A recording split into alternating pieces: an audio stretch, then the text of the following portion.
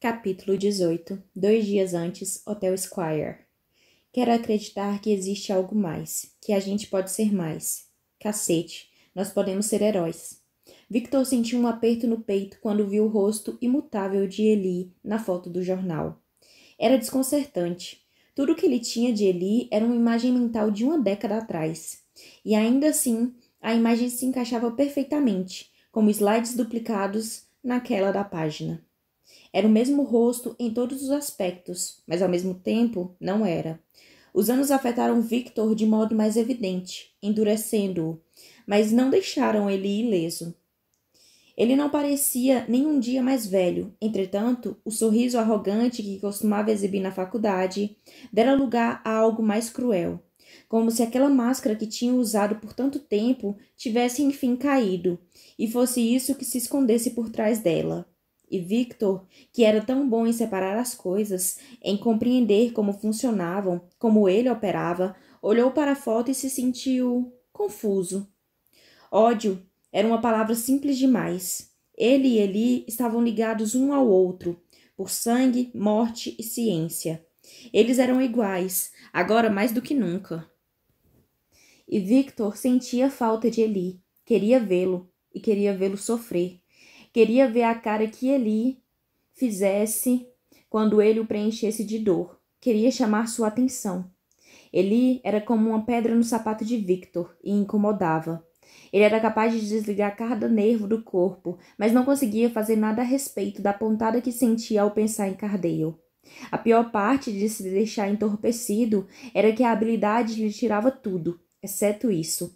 A necessidade reprimida de machucar, de quebrar, de matar, que se derramava feito uma calda grossa sobre ele, até fazê-lo entrar em pânico e trazer as sensações físicas de volta. Agora que estava tão perto, era como se a pedra o cutucasse ainda mais. O que ele estava fazendo ali em Merit? 10 anos era muito tempo.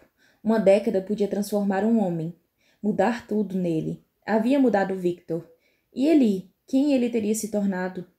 Ficou inquieto, com um impulso repentino de queimar a foto, de rasgá-la, como se danificar o papel pudesse de algum modo causar danos a Eli.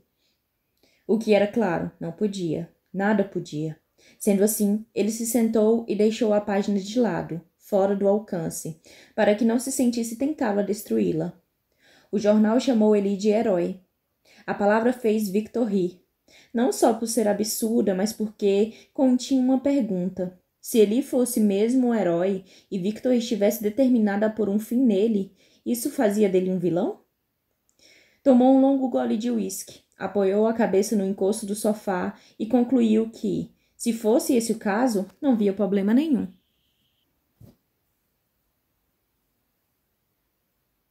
Capítulo 19. 10 anos antes, Universidade de Lockland. Quando Victor voltou para a casa do laboratório no dia seguinte, deparou com Eli sentado à mesa da cozinha, trinchando a própria pele. Ele estava com a mesma calça de moletom e a mesma camisa que Victor o vira usando na noite anterior, depois de voltar da caminhada. Muito mais sombrio e com o começo de um plano se formando na cabeça. Victor pegou uma barra de chocolate e pendurou a mochila no encosto da cadeira de madeira, antes de se deixar cair nela. Abriu a embalagem e tentou ignorar a perda de apetite conforme observava o que ele estava fazendo. Você não devia estar no seu estágio no hospital hoje? Perguntou Victor. O processo sequer é consciente, murmurou Eli com reverência enquanto subia a lâmina pelo braço, a ferida cicatrizando no rastro da faca, uma faixa vermelha que surgia e desaparecia, como um truque de mágica perturbador. Eu não consigo evitar que o tecido se recomponha. Tadinho, provocou Victor com frieza. Agora, se não se importa, ele ergueu a barra de chocolate. Eli parou em meio ao corte. Ficou enjoado? Victor deu de ombros. Só me distraio fácil. Aliás, você está com uma cara horrível. Chegou a dormir hoje? Ou a comer? Eli piscou e deixou a faca de lado. Eu estive pensando. O corpo não se sustenta com pensamentos. Eu estive pensando nessa habilidade, regeneração. Seus olhos brilhavam enquanto ele falava. Por que será que, de todos os possíveis poderes, eu acabei logo com este. Talvez não seja aleatório. Talvez haja alguma relação entre o caráter da pessoa e a habilidade que ela consegue. Talvez seja um reflexo de sua psique. Estou tentando entender como isso... Ele ergue a mão manchada de sangue, porém incólume. Pode ser um reflexo de mim. Porque ele me daria... Ele? Perguntou Victor incrédulo. Não estava no clima para ouvir falar de Deus, não hoje. De acordo com a sua tese, um influxo de adrenalina e a vontade de sobreviver deram a você esse talento, não Deus. Isso não tem nada a ver com o divino. Ele é ciência e acaso. Talvez, até certo ponto, mas quando eu entrei naquela água, eu coloquei a minha vida nas mãos dele. Não, esbravejou Victor. Você colocou a sua vida nas minhas mãos. Ele se calou, mas começou a tamborilar sobre a mesa. Após vários minutos, disse: Eu preciso de uma arma. Victor, que tinha mordido outro pedaço de chocolate, quase engasgou. Para quê? Para testar a velocidade da regeneração. É óbvio. Óbvio. Victor terminou a barra no instante em que Eli se levantou da cadeira para tomar água. Olha, eu também estive pensando. No quê? Perguntou Eli, encostando-se na bancada. Na minha vez. Eli franziu a testa. Você já teve sua vez. Na minha próxima vez, corrigiu Victor. Eu quero tentar de novo hoje à noite. Eli, com a cabeça um pouco inclinada, analisou Victor. Não acho que seja uma boa ideia. Por que não? Ele hesitou. Ainda dá para ver a marca da pulseira do hospital no seu pulso, explicou ele por fim. Espera pelo menos até você se sentir melhor. Na verdade, eu estou muito bem. Mais que bem. Eu me sinto ótimo. Me sinto como rosas e luz do sol e purpurina. Victor Vale não se sentia como purpurina. Os músculos doíam, as artérias ainda pareciam estranhamente privadas de oxigênio, e ele não conseguia se livrar da dor de cabeça que o acompanhava desde que tinha aberto os olhos sob a luz branca fluorescente do hospital. Dá um tempo para você se recuperar, ok? Recomendou Eli. Aí a gente conversa sobre tentar de novo. Não havia nada de errado com aquelas palavras, mas Victor não gostou.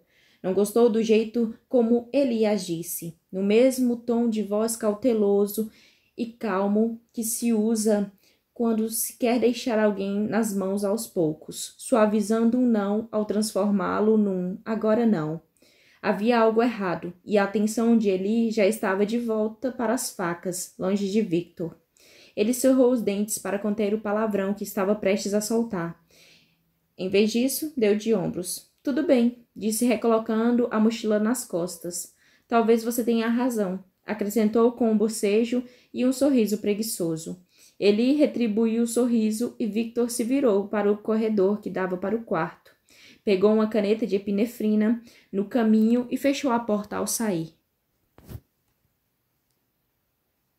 Victor odiava música alta quase tanto quanto odiava multidões de bêbados. A festa reunia as duas coisas e parecia ainda mais insuportável, porque ele estava sóbrio, nada de bebida. Desta vez não.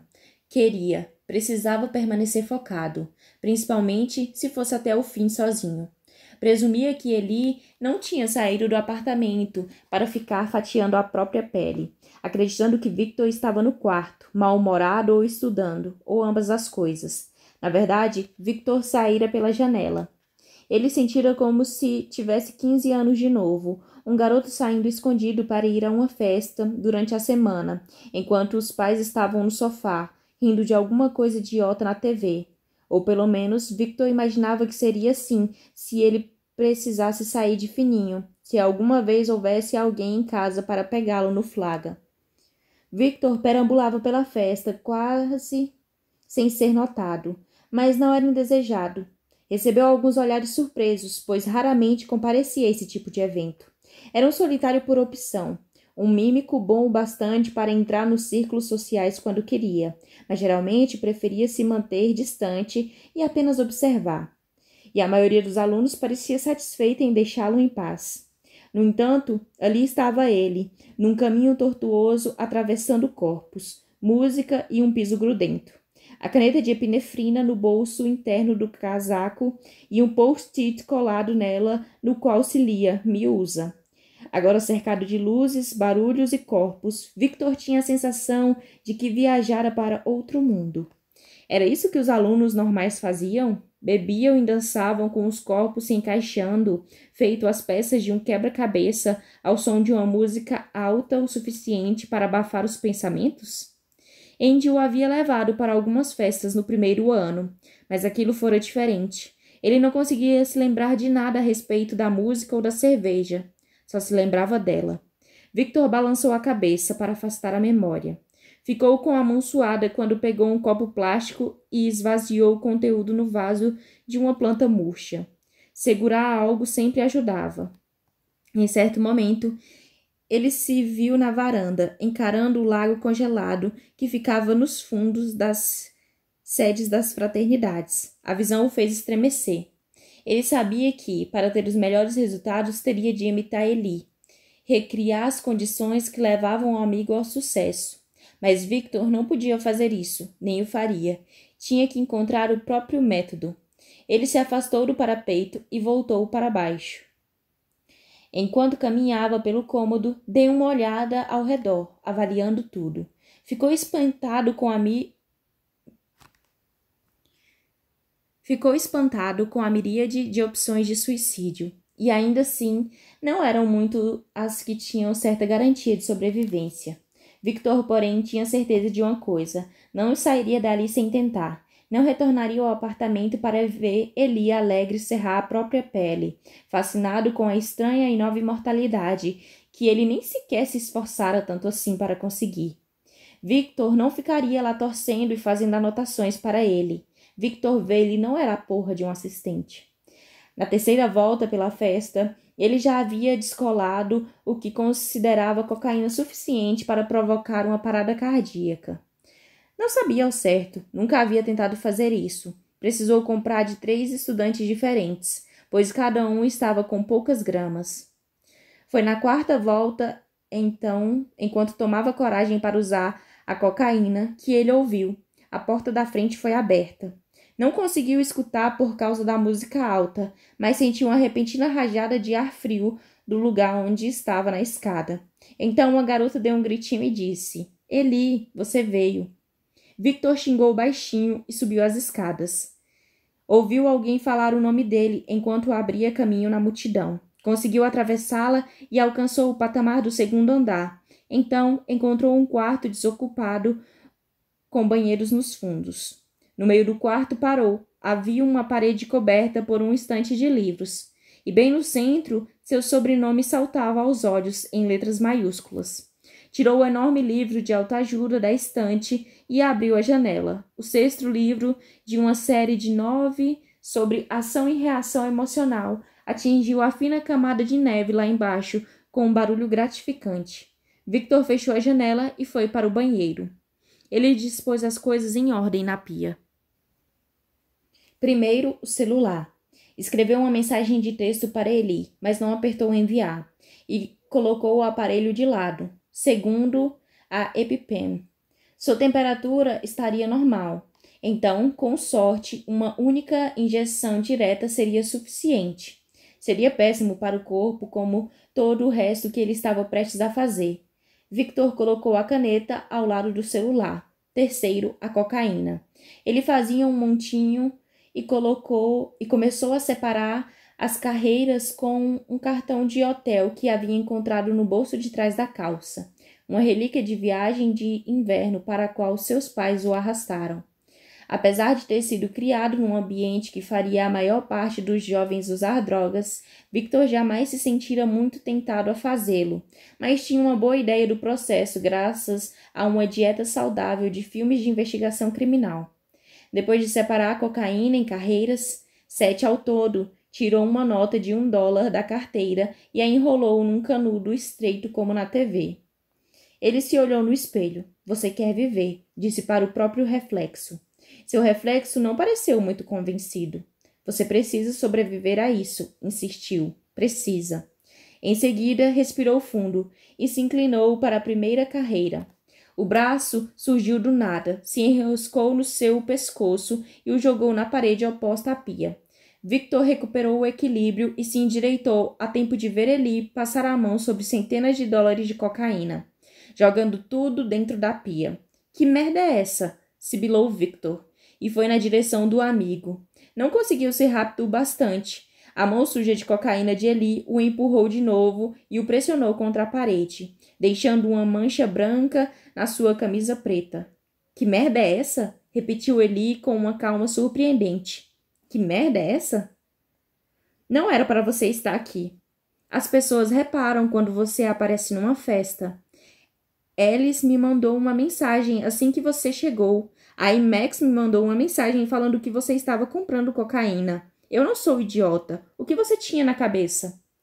Ele pegou o celular na pia com a mão livre e leu a mensagem. Emitiu um som que parecia uma risada, mas apertou o colarinho da camisa de Victor, enquanto, com a outra mão, jogou o celular no boxe, desmontando o aparelho. E se eu não ouvisse o meu telefone tocar? Ele o soltou. E aí? Aí eu morreria, respondeu Victor, fingindo estar tranquilo. Victor olhou para a EpiPen. Eli fez o mesmo. Antes que Victor conseguisse se mexer, Eli agarrou a caneta e a enfiou na própria perna. Deixou escapar um leve gemido entre os dentes cerrados, quando o conteúdo inundou seu sistema, irritando seus pulmões e coração, mas se recuperou em questão de segundos. Eu só estou tentando te proteger, disse ele, jogando a caneta usada fora. Meu herói, vociferou Victor em voz baixa. Agora se manda daqui. Eli o analisou. Eu não vou deixar você sozinho aqui. Victor olhou para a pia atrás dele, a borda ainda suja de cocaína. Eu encontro você lá embaixo, avisou ele apontando para a camisa, para a pia, para o telefone. Eu tenho que me limpar. Eli não se mexeu. Os olhos frios de Victor se ergueram para encontrar os deles. Eu não tenho mais nada. Então exibiu um leve sorriso. Pode me revistar. Eli deu uma risadinha, mas logo ficou sério. Não é assim que se faz, Vic. Como é que você sabe? Só porque o gelo deu certo não quer dizer que outra coisa não dê. Não estou falando do método, e sim de estar sozinho. Ele descansou a mão limpa no ombro de Victor. Você não pode fazer isso sozinho. Me promete que não vai fazer. Victor o encarou. Eu prometo. Ele passou por ele e foi para o quarto. 5 minutos, gritou ao sair. A festa inundou o quarto quando ele abriu a porta e cessou de novo quando ele a fechou. Victor foi até a pia e passou a mão pela superfície dela. Ficou branca. Ele fechou a mão e deu um soco no espelho. O vidro rachou. Uma linha comprida e perfeita bem no meio. Mas não se despedaçou. Os nós dos seus dedos latejavam e Victor os colocou debaixo da água. Esticou a outra mão às secas para pegar uma toalha enquanto limpava o restante do pó. Seus dedos roçavam em alguma coisa e ele sentia um choque subir pelo braço. Recuou a mão e se virou. Então, deparou com uma tomada na parede com um post-it afixado ao lado dela escrito: tomada com defeito. Não toque. É sério. Alguém havia acrescentado a pontuação com uma caneta vermelha. Victor franziu a testa, os dedos formigando por causa do leve choque. Então, o momento ficou congelado no tempo. O ar nos pulmões, a água na pia, a nevasca além da janela no quarto ao lado. Tudo ficou congelado, como havia acontecido na rua na noite passada com Eli. Só que desta vez não era a mão dele, e sim a de Victor, que ardia de leve com o choque. Teve uma ideia. Recuperou as 3 partes do celular no chão do boxe, encaixou-os de volta e digitou a mensagem. Victor havia prometido que não faria isso sozinho. E não faria, mas tampouco precisava da ajuda de Eli. Vem me salvar, digitou ele, junto com o endereço da sede da fraternidade. Então, apertou em enviar.